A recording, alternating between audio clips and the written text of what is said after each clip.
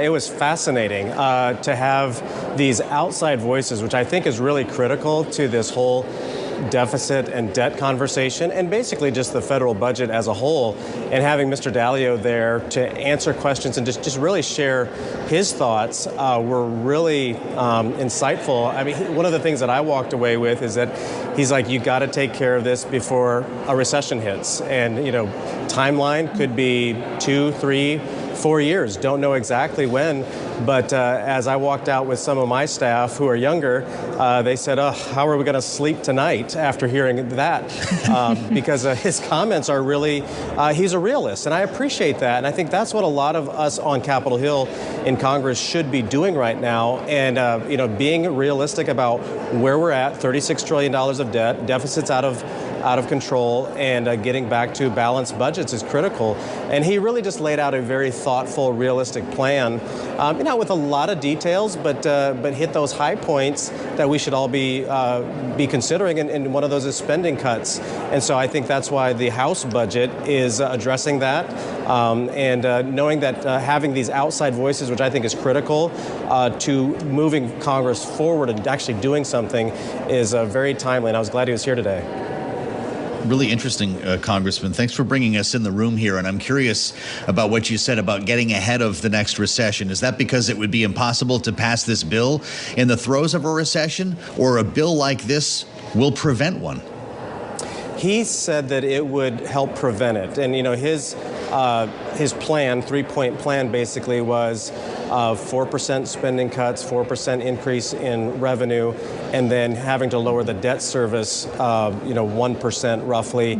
And I think I asked him the question because when Treasury Secretary came down and visited with a group of us, he talked about how he's going to go out to those debt holders and say, hey, America's still a good place to invest. But as Mr. Dalio said, you know, I asked him, can we restructure the debt? You know, in business, at some point, you have the ability to go and restructure and hopefully get better terms. And his comments were not very optimistic. He said things are getting bad enough that those who have the debt would be very skeptical to restructure debt. And so I think that's why all of us, Republicans and Democrats, need to realize that this debt is becoming a crisis here in the next 3 to 5 years and maybe sooner. So we have to address it today.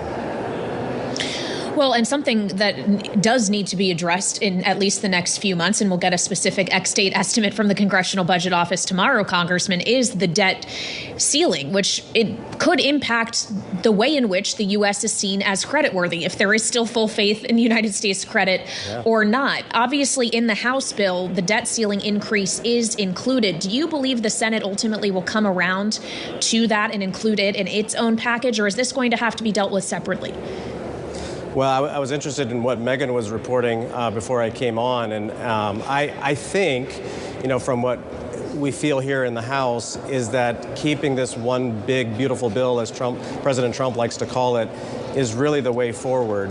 We address the debt ceiling, we address spending cuts, we address the tax policy, and as the committees of jurisdiction start working through all of that, I think that's going to be the path forward. We're going to have to jump on this, jump together as Republicans, because I don't think we're going to get very much help from Democrats. But, kind of back to Mr. Dalio's comments, is that we do have to have spending cuts. We do have to see increase in revenue, but there's ways of doing that. I think tariffs is a short-term solution to increase in revenues.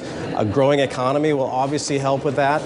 Then also if we can somehow see lower interest rates to move forward on a budget package that I think addresses all of those. And so I hope the Senate will seriously consider the House package, because I think anything else short of that in the House is going to, if the Senate passes something else, I think it's going to be very difficult to pass in the House.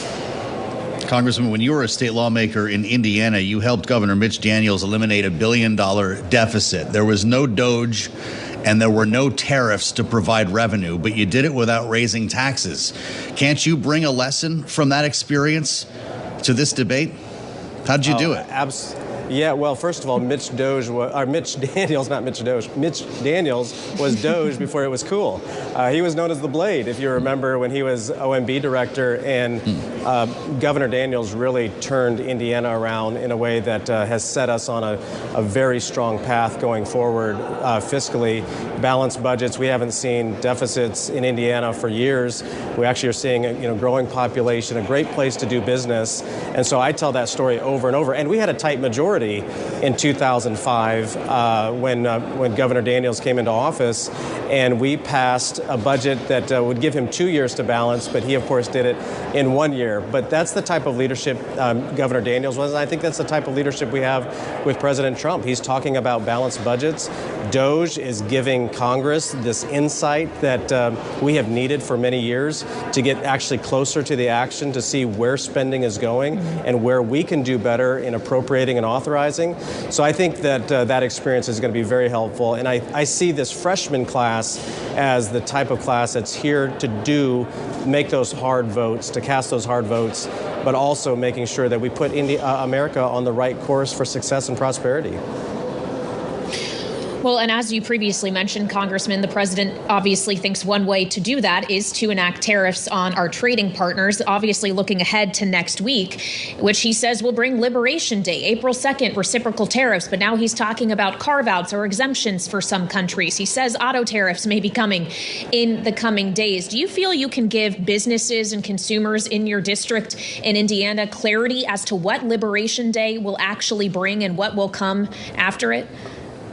Yeah, that's a great question. A lot of, mixed reactions, talking with the steel industry, the tariffs are good for the steel industry.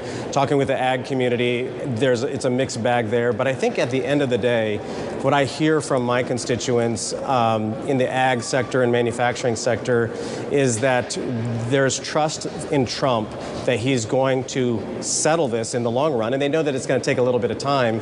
They also know that deregulation is coming, and that's going to be helpful to the economy, energy production and the cost of energy, and then also just simply confidence. If we get these tax rates, if we make them permanent, or even if we extend them for 4 or 5 years, which I think would be sufficient to just give certainty, will make a huge difference. And then whatever volatility is seen from the tariffs, we can ride through that. But there's going to be days that there's question marks, but I think in the long run, there's a lot of trust for President Trump, knowing he's a businessman, knowing he's been through things like this before, and also the fact that reciprocal tariffs just simply mean if you're going to tariff us $1, we're going to tariff you $1. And at some point, I hope the conversation leads to, hey, what if we just lower all tariffs down and really have fair trade and free trade?